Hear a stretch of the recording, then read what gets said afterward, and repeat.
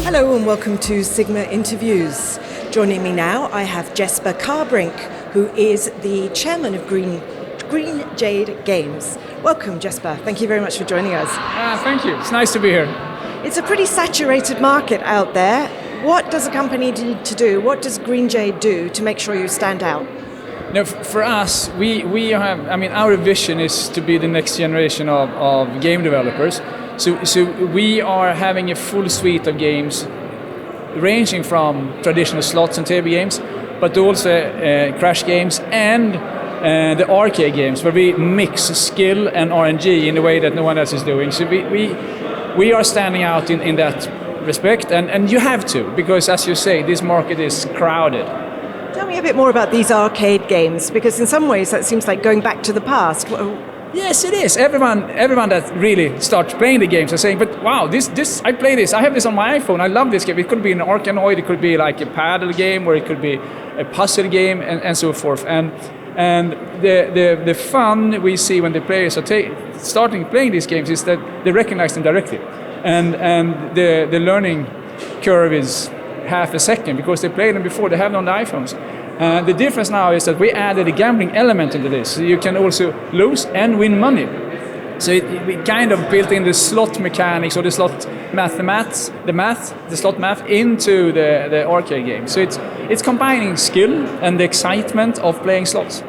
And which would you say was the fastest growing vertical for you at the moment? No, the fastest growing vertical is still slots, because we are a slots-driven industry. I mean, and face it, it's fantastic games for a lot of people, but not everyone, not for everyone. In the Scandinavian market, where we have some data, 7% of the population are playing slots. The other 93% are not interested. They don't understand why you're playing slots. But still, 65 to 70% of the Swedish population are gambling in some capacity. And they play mobile games. So what we're doing here now is combining this. So yes, while slots is growing faster now, we see this as the future. And we see more and more operators also seeing this as a part of the future.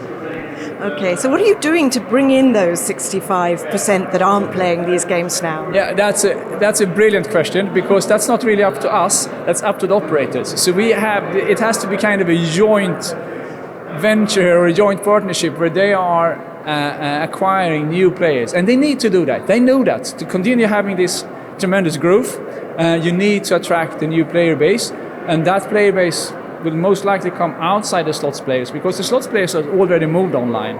So the fast growth we see in the last 10 years in the online industry is the movement from land-based to online.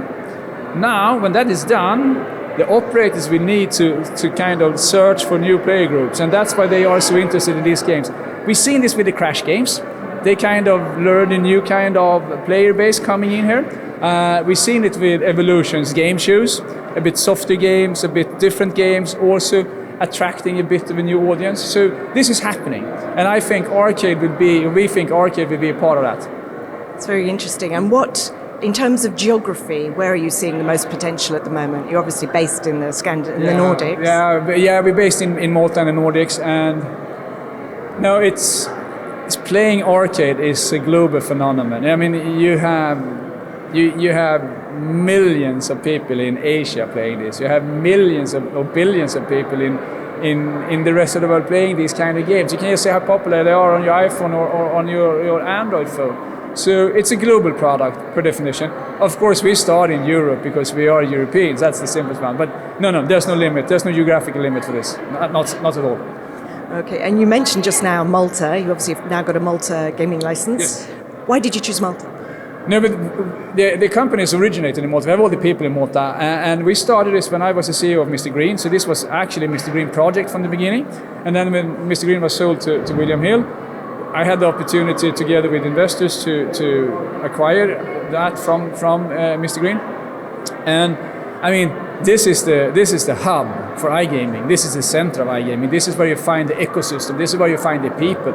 So it would rather be a question: why are we not? Why shouldn't we be here? It's obvious. This is where you should be if you want to have reach of all the talent. So, yeah. There's a lot of competition out there now from competing jurisdictions. You think Malta keeps its edge? I think so. They have been doing this for a very long time. It takes time to build an ecosystem like this. And as long as they keep the ecosystem satisfied in the sense that they invest in this industry, they make the industry part of Malta, I don't see why they shouldn't. I mean, it will be tough to compete because when you get in here, you have your office, you have your people, you get, as a company, you get rooted via the people working here. But of course, as soon as some of the larger companies sees that there's more to gain to be somewhere else, then it could be at risk. So it's not, Malta can't take this for granted. But as long as they don't do that, I don't see any reason why they shouldn't be continuing to having this very, very strong position. Is there anything else you'd like to tell me about Green Jade Games and what your next steps are going to be?